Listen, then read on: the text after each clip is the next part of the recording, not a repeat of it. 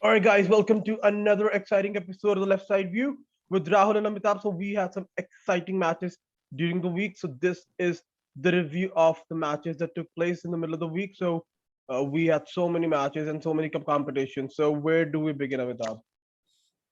Yeah, hi now. Hi everyone. So let's start with the Premier League as usual. And on Tuesday we had Liverpool squaring off against Manchester United.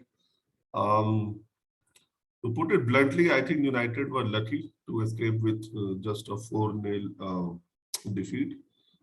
It could have been a far worse drubbing. And again, a wonderful opportunity to for Liverpool to sort of improve their goal difference because, as we all know, in the Premier League, it all boils down to the goal difference if two teams finish on equal points. So both the teams did what they had to. The major fallout, not actually a fallout, but the major news from this match or after this match was United's appointment of Eric Ten Hag as their coach for the next season. And prima facie reports have said that he is looking to overhaul the squad, which I think is absolutely necessary. I mean, that is um, the starting point, to say the least. Let's see. First of all, they have to get all the deadwood out. Then let's see how many he is able to get in. So, for United's sake, I think they give Ten Hag a free hand at what he wants to do and what he wants to achieve. Of course, what he has to achieve, those goals will be, given by his superiors, his bosses. But at least he should be given the liberty to, have all the tools to achieve those targets. Rahul? I think the target would still be top four in my opinion because, like you said, that uh, there is a need for a clear out and a major clear out. I think even Ragnick said after the match, that six, seven, eight, or even 10 players could leave. There are so many players whose contracts are expiring. Paul Pogba, Jesse Lingard, Matic already announced, that he's going to leave. So again, there are players that cannot wait to leave the club. They do need a massive rebuild. I mean, yeah, and I guess the target, in my opinion, would be a top four. Uh, Even you don't know if someone like Ten Hag is gonna want someone like Ronaldo to stay or not. I mean, all these players that have been clearly underperforming, but still keeping their places. Someone like Harry Maguire. So yes, is he gonna stick with these players? And again, in a way, I feel like the performance and the result against them played actually a key part in the announcement. They just wanted to, get it. They just wanted to announce it and get it over with, I guess. So yes, in terms of the actual match, yes, United I think played with the back three in this match, change of formation, and again that clearly played into Liverpool's hands. Similarly, I mean even someone like Thiago, wow, like I think we've got to talk about Thiago. He has been bossing the midfield for Liverpool this season. Yes, last season it was his first season in the Premier League. Took him a while, to adapt to the Premier League. I remember the first match that he played for Liverpool. He came on as a second half substitute at Stamford Bridge against Chelsea, and even then Liverpool uh, beat Chelsea 2-0 last season. I remember. But yes, he still had his injury concerns last season. But this season, all those have been put to one side, and yeah, he has been in a way their star player. Especially now with all these signings that they have made, especially with keeping someone like even Jordan Henderson, you know, uh, on the bench. Uh, they've not really felt the need to play him more regularly, whereas because they know that someone like Thiago has been doing the job. They've got such a fine balance. I mean, yeah, Liverpool look the favorites now, and yes, like you said, the point that I mean their goal difference is already I think more than Manchester City, but yes, in a game like this, they just took it even higher. Yes, I mean even Salah, who was on a goal scoring drought, managed to score a couple of goals, one on ones, and yes, you just knew that this opportunity is not going to miss. It's going to be in the back of the net, and that's what happened. I mean, someone like Luis Diaz scored as well. So yeah, they're scoring goals and they're scoring goals from all corners. So yes, a good performance, but in a way, kind of expected. Yeah, we can move on, I guess. Yeah, on to Wednesday matches. Chelsea against Arsenal. I mean, I really don't know what to say about this match. We kind of are developing this habit of making stars of Arsenal youngsters. It was Martinelli a couple of years ago, then it was Smith Rowe last time around, and now Eddie and Ketia. Uh, the most appalling thing was all. I mean, most of the goals that Arsenal scored. It all originated from us being in their half in an attacking position. So not only did we lose the ball, that is still okay. But from there, our recovery runs, our defensive side of things, uh, shambles. I really don't know.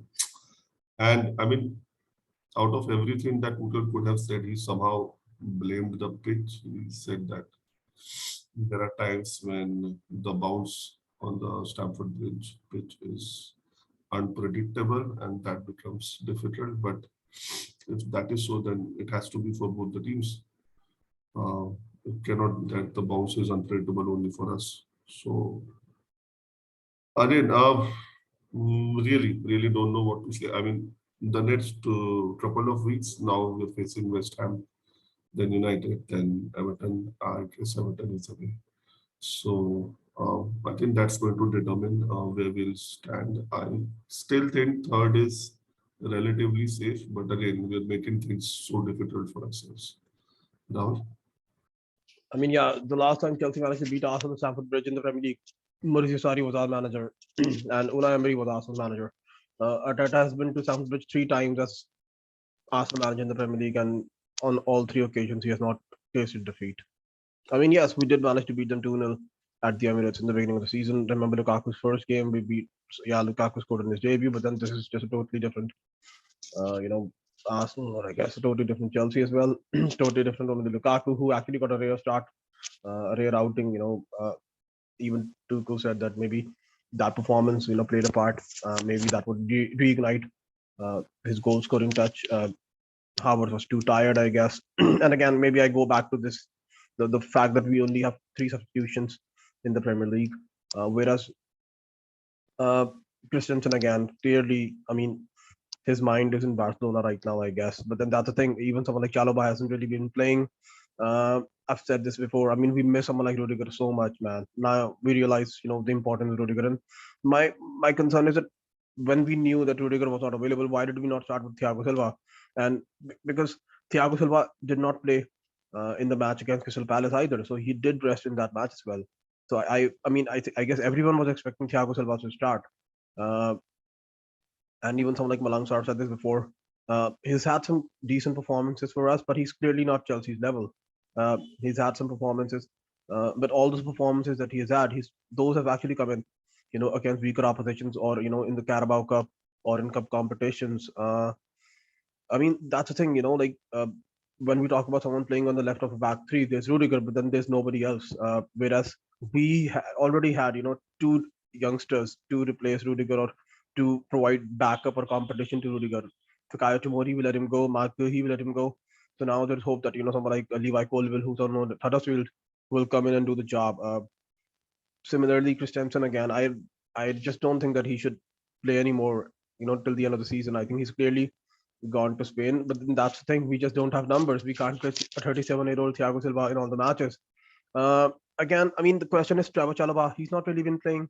Even Tuchel was asked about him, why is he not playing him? He said that it's not about not playing him. It's more about playing someone else.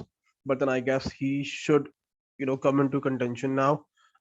Another question is, we just don't have a wing back right now, especially right wing back. I mean, I thought that, or maybe we thought that once Reece James would come in, that position would be sorted. But then Tuchel has been playing him more as a right-handed centre back, because again, Aspilicueta 32. I mean, he just does not have that pace to be a wing back, uh, especially when you have Alonso on the other side. Again, Alonso has been decent, but then again, it's just so hard, for anyone, I guess, to accept to expect him to be consistent on a week in week out basis. That's the whole problem with him. Uh, so yeah, we do need backups in both the wing backs position, I guess. In the midfield again, I think Kovacic again was a big miss. Jorginho again for some reason has fallen out of contention with Tuchel for some reason. I think he only has one season left on his contract. I've read rumors that he could be the one to leave, and I personally feel like that would be an okay decision because we do need someone else. We already have Billy Gilmore, so he can replace Jorginho, but we do need a long-term replacement for N'Golo Kante. I think uh, we need someone like maybe a Rice or a Chouameni or Boubacar Kamara. Uh, Other than that, again, I mean, there are so many things, right? Whereas Arsenal, again, when they play at Stamford Bridge or when they play against Chelsea, they just become this totally different side. I mean, and Ketia, Eddie and Ketia, I think, wow, 2 goals. And when was the last time he actually scored a goal?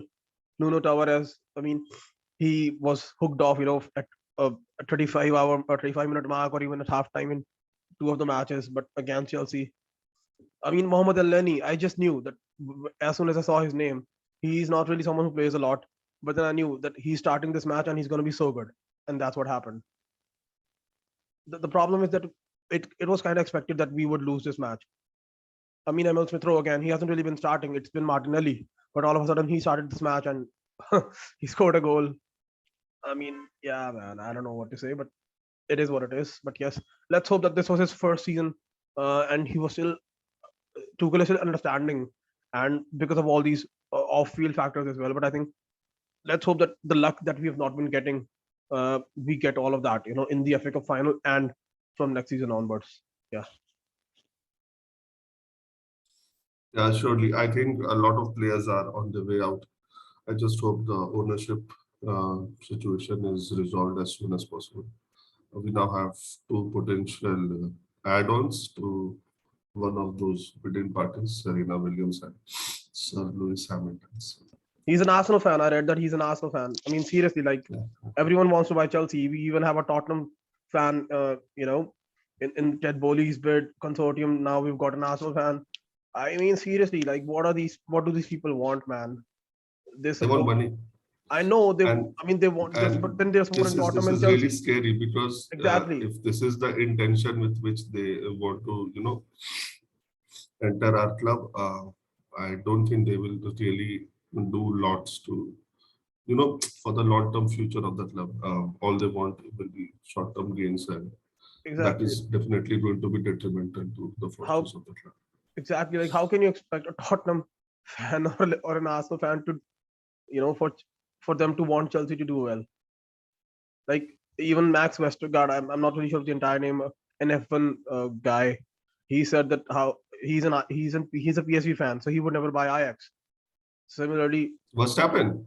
yeah, Verstappen, yeah, he said that he's a PSV fan. He is never going to buy Ajax. So he was clearly taking a dig at Hamilton. Like he's an Yeah, Arsenal fan, so why is he looking to buy Chelsea? Hamilton is a huge time hypocrite. Oh, okay. Let's not digress, and let's talk about the other matches on Wednesday. Okay, a couple of the matches. Everton against Leicester.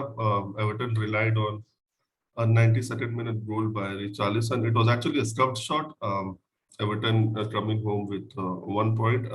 Richarlison missed a couple of sitters before. It should have been Everton all the way through, but yeah, just 1 point. Barnes scored for Leicester quite early in the match. And in the other match, Newcastle at home, again, Almiron scoring a good goal against Palace. And yeah, Rahul, your views on both these matches? Oh yeah, what a wonderful goal by Almiron. I think we did kind of expect Newcastle to, I guess, put pile on the pressure at home playing at St James's Park. 1-0 victory. Yes, it was kind of expected. I think yes, they know that they're now in a way out of danger, but they do need these results because it's so scary, right? One bad result and you can probably be dragged back into the relegation battle. So yes, Newcastle are the better side right now, at least on paper. And Eddie Howe has done a good job, at least a decent job. Whereas we talk about Everton, I think it's going to be these late goals that could probably save Everton, from relegation. I think they scored a late winner against Arsenal, scored a late winner against Newcastle, and now a late equalizer against Leicester City. So yes, Leicester again. I think a month ago they probably would have lost this match, but yes, now they at least managed to get away with a draw. Uh, it was a, I mean, no opener scored by Harvey Barnes, but then yes, it was all Everton in a way. They kept on fighting the pressure, and yes, they did finally manage to, find the back of the net. Richarlison again. So yes, uh, but then again, not really sure if it's as good as it looks because of Burnley's result last night. But yeah, we can talk about that later. Yeah, again, I read an article that Dele Alli was a second half substitute in this match. Maybe it's fresh start for him, given his performance in the second half. We'll have to wait and watch. Okay, the last match on Wednesday was Manchester City against Brighton. So again, in the first half, it was closely contested affair. Brighton gave a good account of themselves, but it's so simple for Liverpool and Manchester City now. They just have to win all their matches, and that quality between the two teams, the gulf of quality, it just was at display in the second half. And yeah, once that defense was broken, once it was easier for City, because Brighton had to sort of kind of put more emphasis on an attack to get one goal, and that resulted in actually them conceding a couple more. So City came away with a 3-0 victory. Mares, Foden, and Bernardo Silva with the goals. Rahul. Yeah, I mean, you just kind of knew that these pressure doesn't really get to Manchester City or Pep Guardiola side. They knew that Liverpool were on top, but then they knew that they've got the advantage still if they manage to win this game, and that's what they did. Yes, it did take a while, for them to break down Brighton, but then because we know the Brighton all of a sudden have picked up form of 2 wins in North London. Uh, but again, I kind of feel like because of the fact that they were playing later, because of this pressure, they actually did better than they expected to. Uh, I mean, yeah, someone like Kevin De Bruyne has been leading the charge. Riyad Mahrez, I did not really know that he was their top scorer, but yes, he is. Wow. I mean, even Phil Foden scored a wonderful goal. I mean, all these youngsters in a way. So yes, Guardiola, he just knows what he's doing, right? Like, I mean, I've used this word before, cheat code manager, but yeah, it is what it is. Yeah, on Thursday, again, the match that we alluded to right now, Burnley against Southampton. So Burnley won this match 2-0. Roberts and Collins scored goals in the first half. So as things stand right now, Everton are on 29 points, 31 games, and Burnley haven't played a game more, are on 28 points. So it's net and net. Leeds United, same number of games as Burnley, are on 33. Again, just a matter of couple of results going against them. Maybe they can be dragged back into this. So crucial win for Burnley. Good performance. Southampton again blowing hot and cold. 6-0 against Chelsea, 1-0 against Arsenal. They won that match and now away at Burnley. So yeah, Rahul. I think, yeah, the problem with Everton, and I think we've alluded to this before, is the fact that in terms of the remaining games, it's Everton who got the most difficult run of fixtures.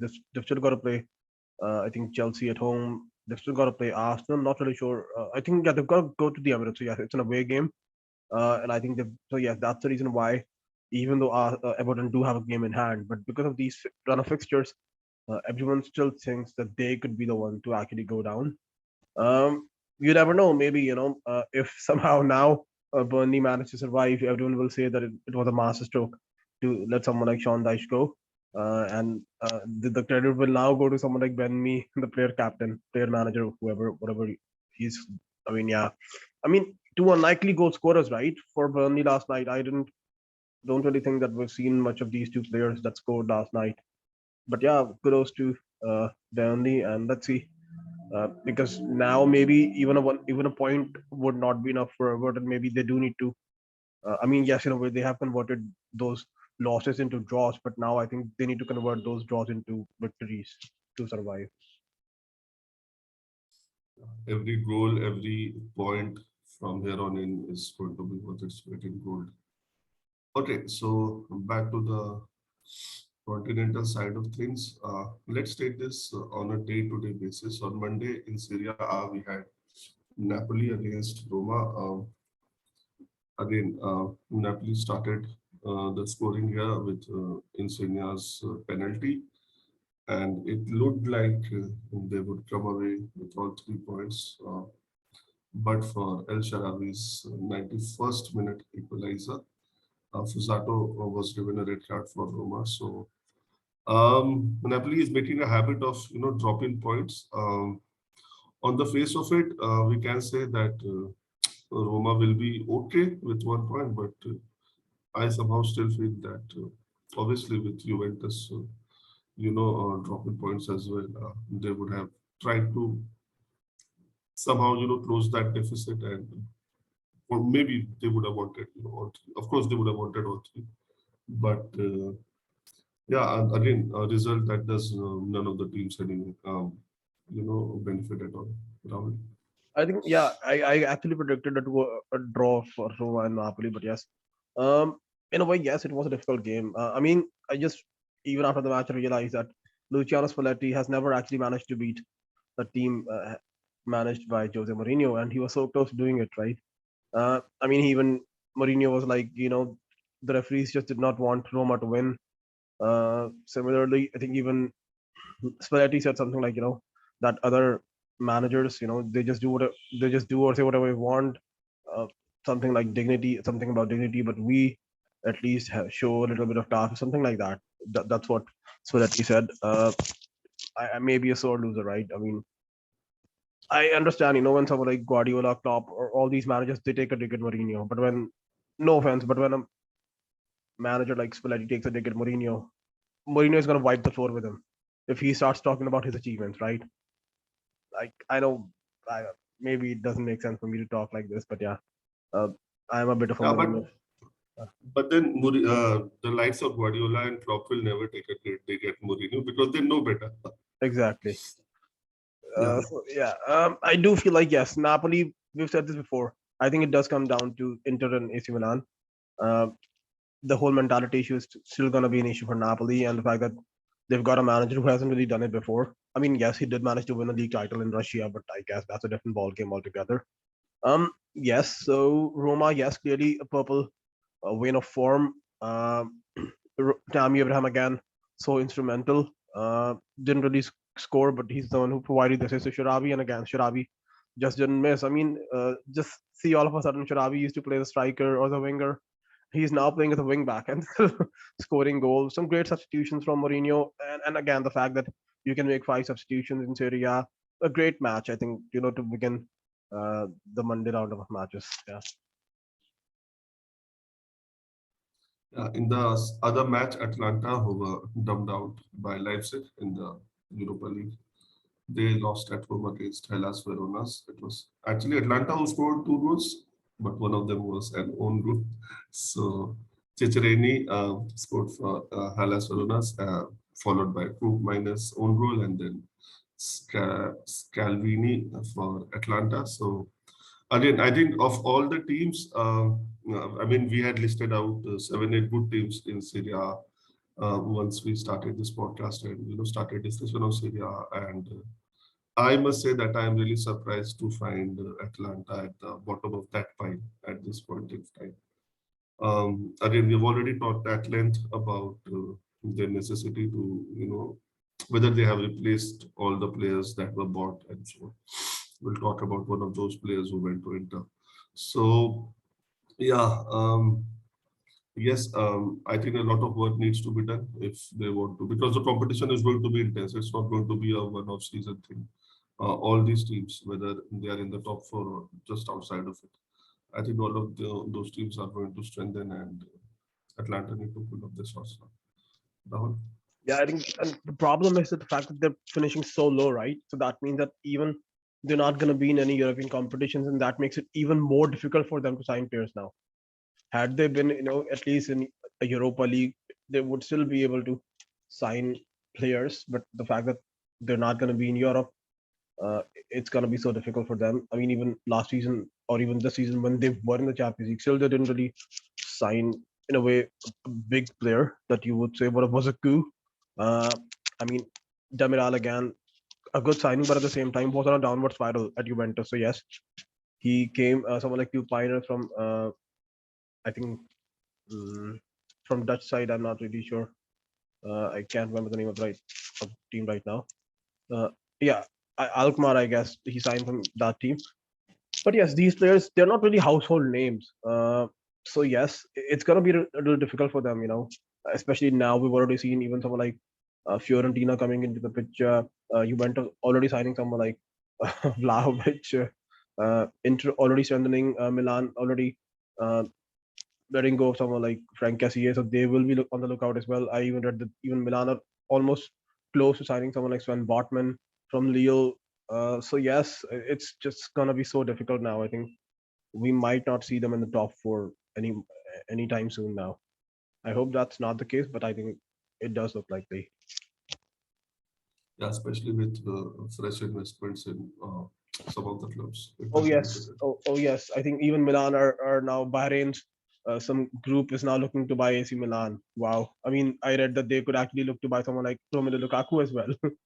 So yeah, Please, please, I think they should, buy him.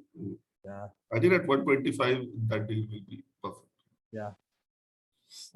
Whatever currency. Okay, on Monday, we had Barcelona against Cadiz in La Liga. Now, our prediction that Barcelona would fumble on Thursday, it actually came a little early.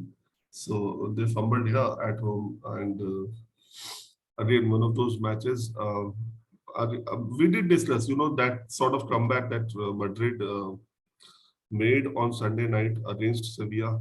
It kind of took away all the, slightest of hope that Barcelona could catch them. And I think that showed. On top of it, again, their unceremonious exit at the Spotify new camp against Frankfurt. And I've heard that there's some sort of investigation going on. Laporta was saying that he was ashamed.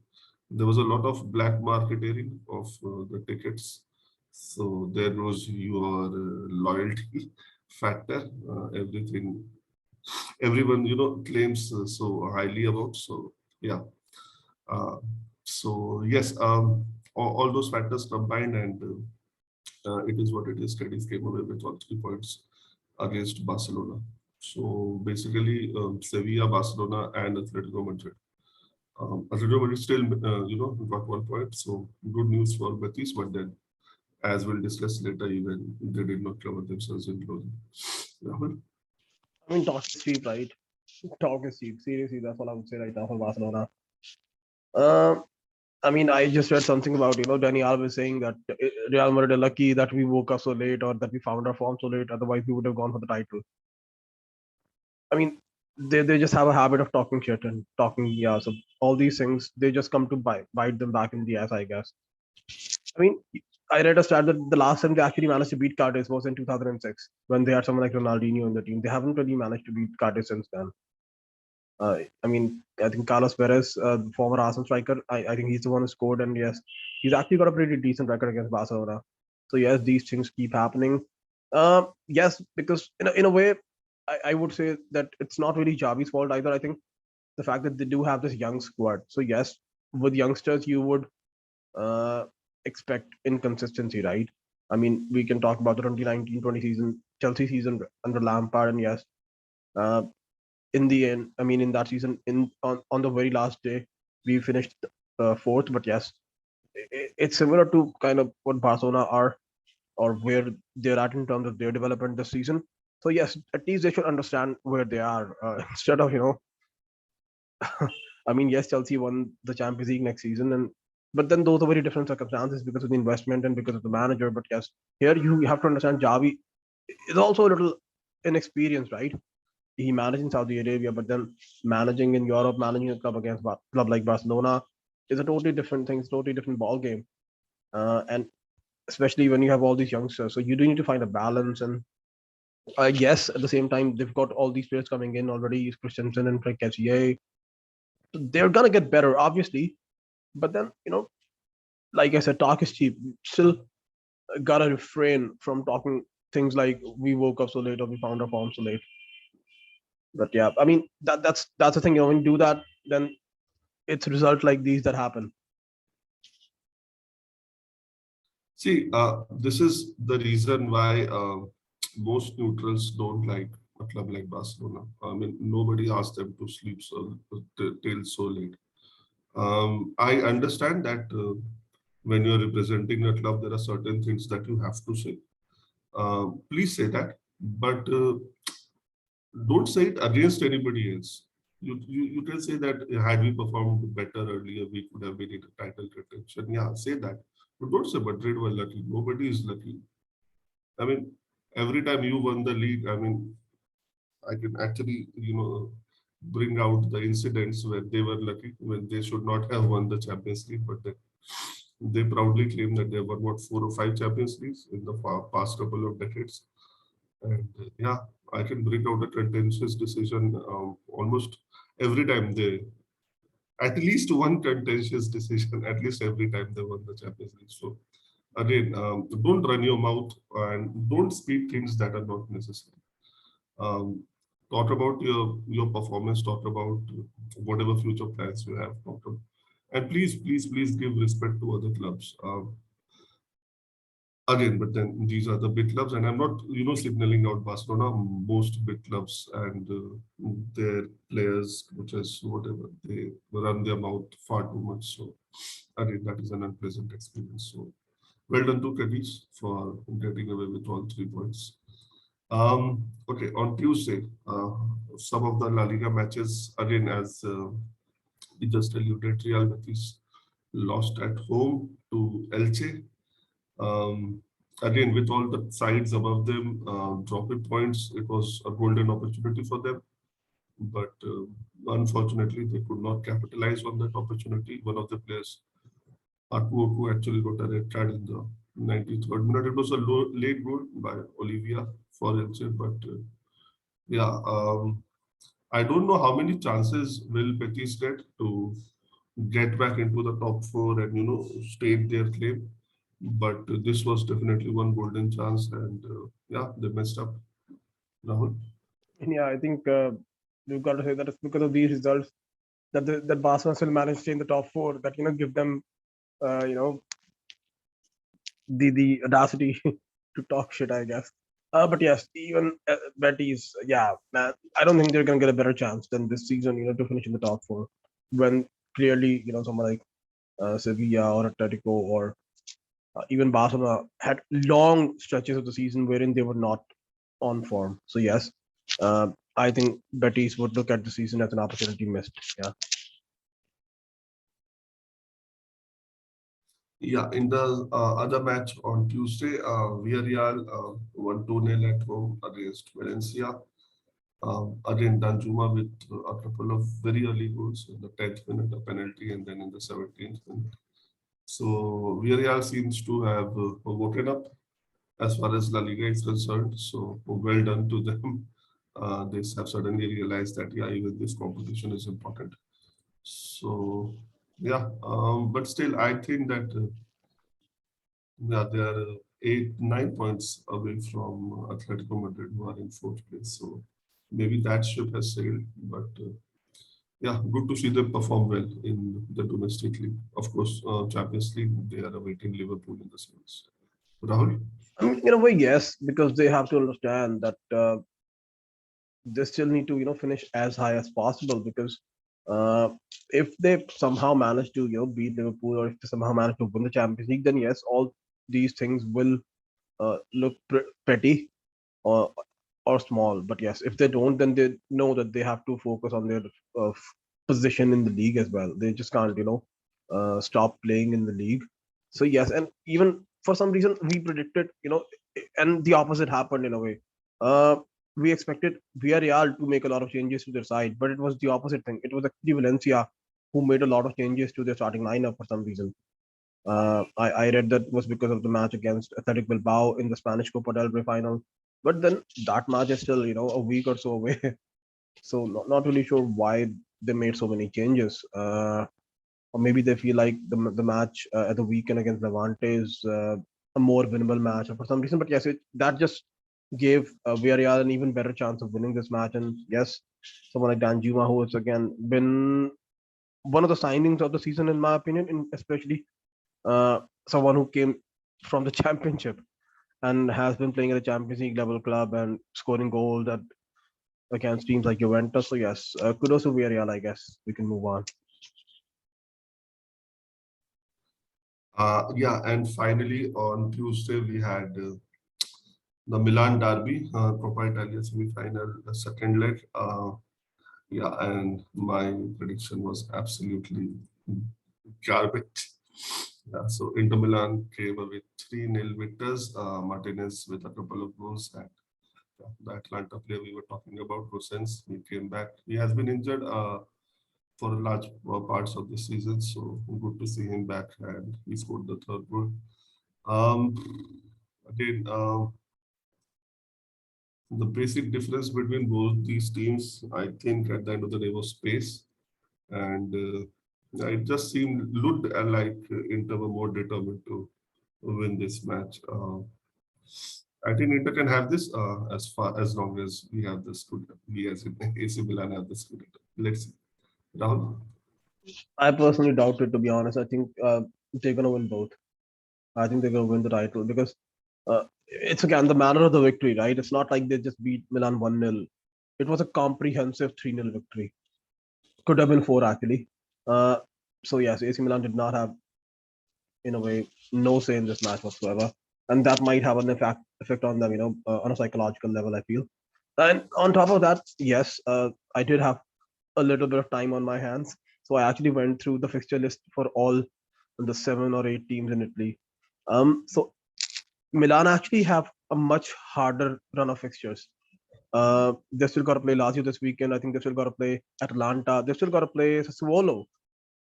So, in my opinion, not only because they have a more difficult run of fixtures, but also because Inter Milan have a game in hand. So yes, at this point in time, Inter Milan are the favorites for the title.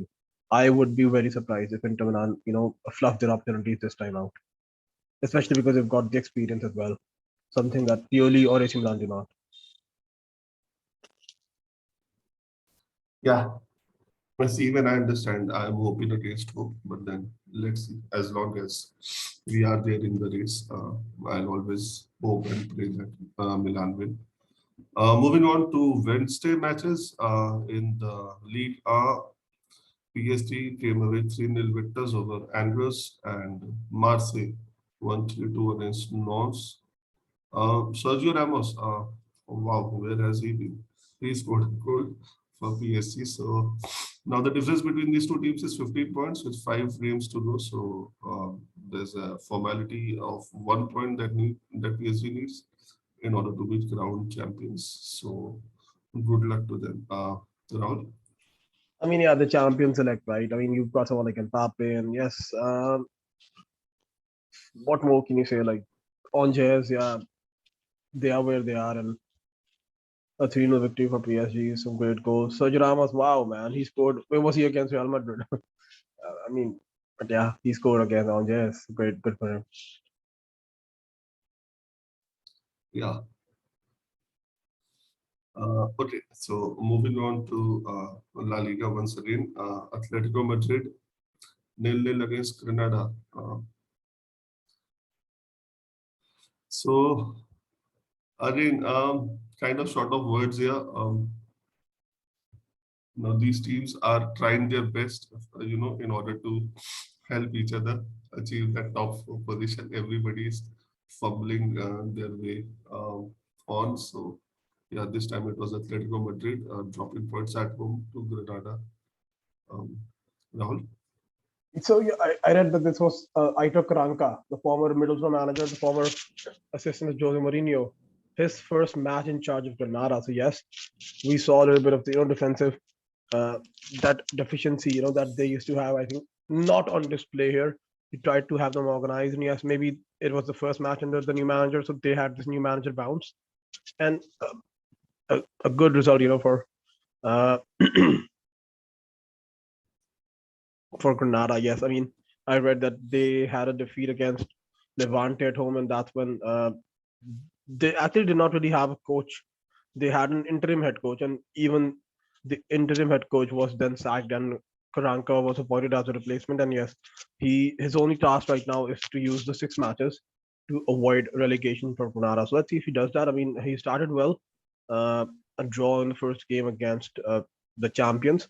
They're still 18th in the table with 30 points, a point behind Cadiz and 2 points behind Mallorca. So yes, is it possible? Yes. Is it gonna happen? Let's see.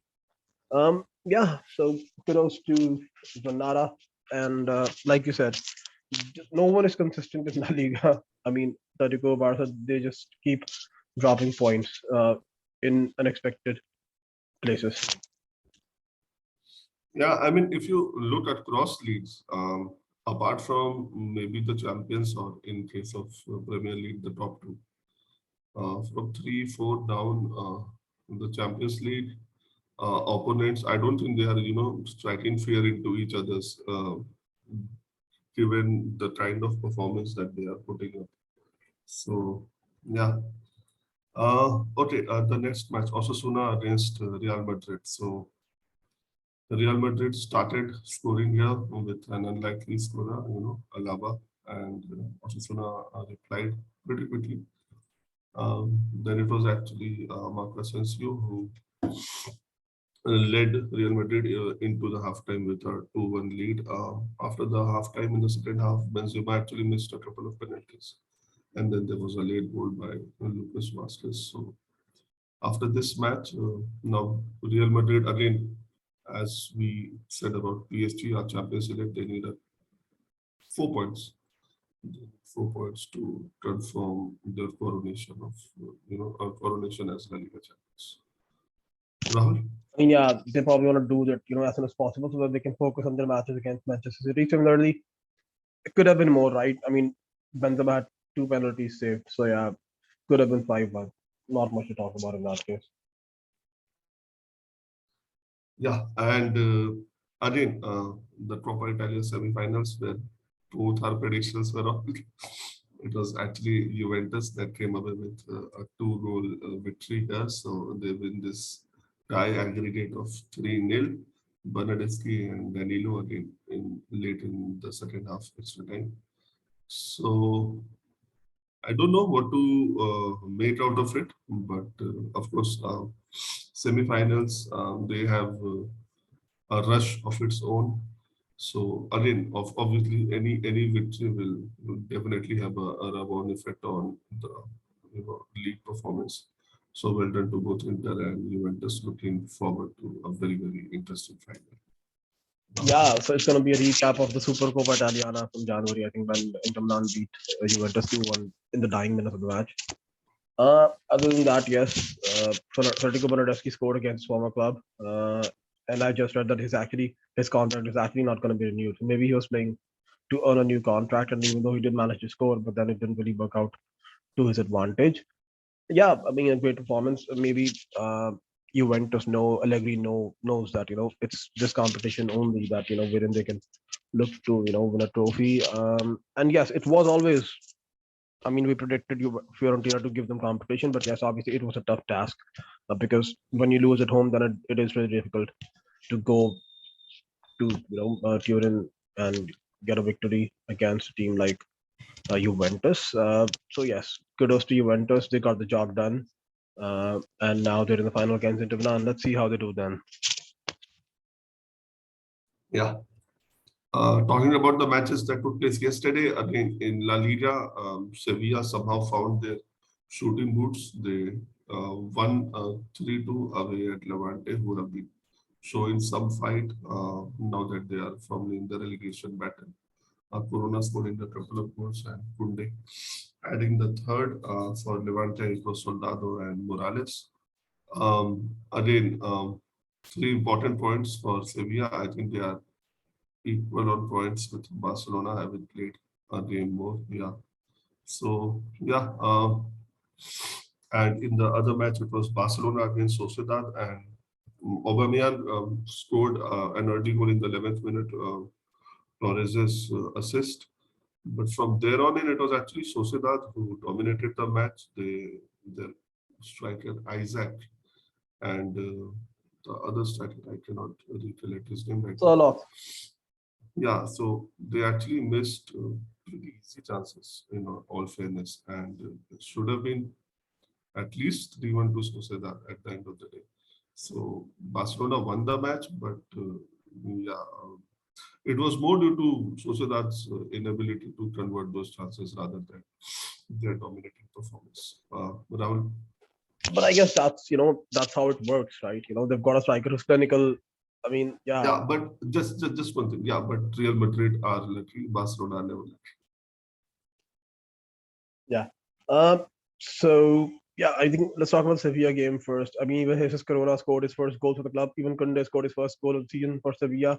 So yes, maybe the fact that they had been losing and drawing so many matches, they just had to win this match again. It was more about pride, not about anything else. And yes, Levante, who actually had some scalps at home, in the form of I think Atletico and Villarreal, but all of a sudden now Sevilla decided to turn up, and yes, they were like, we're gonna win irrespective of like no matter what happens, we're gonna win tonight, and that's what Sevilla did. Uh, and having said that, it could have been a draw as well. I mean, even after uh, the the the game was 3-2 in Sevilla's favor, Roberto Soldado actually had a very decent chance, uh, to equalize, but still, Sevilla were lucky that it stayed 3-2, and they ended up winning the match. Now let's talk about the Barcelona match. Yes, we did say that this match will maybe it'll be a 1-0 or a close match, KG match for Barcelona, and yes, that's what happened. The defense did the job. We know that Sociedad strikers are struggling this season, whereas Barcelona have signed someone like Aubameyang, who has been so critical for them ever since he's come and joined them. So yes, he scored a goal, and Barcelona defended and defended and defended, and the Sociedad attack was so wasteful. So yes, so kudos. And on top of that, obviously the fact that they had lost to Cadiz 3 days earlier also played a part in this. So yes, a good result for Barcelona. Yeah. Yeah, so I guess with that we come to the end of our podcast. So during the season that a lot of matches were postponed due to mild COVID outbreaks and all. So I don't think that we'll have a lot of respite even when the Champions League matches are not taking place because a lot of match have to be done. So nobody's complaining, but yeah. So these Um. were our review of yes, sir. So I think we can also just mention in brief. So the Copa, the DFB Pokal semifinals, it was Leipzig versus Union Berlin, and Freiburg versus someone. I think Hamburg or someone. Uh, so yes, Freiburg beat them, and Leipzig also won. So it's going to be Freiburg versus Leipzig in the DFB Pokal final in Germany. I think that's going to be the 21st of May. So let's see who wins. Okay. So thank you for that. So yeah, that's our take on all the matches that happened over the week. We'll be back with a review of the weekend matches pretty soon. Till then, take care and thank you so much for your time. All right, Bye. guys.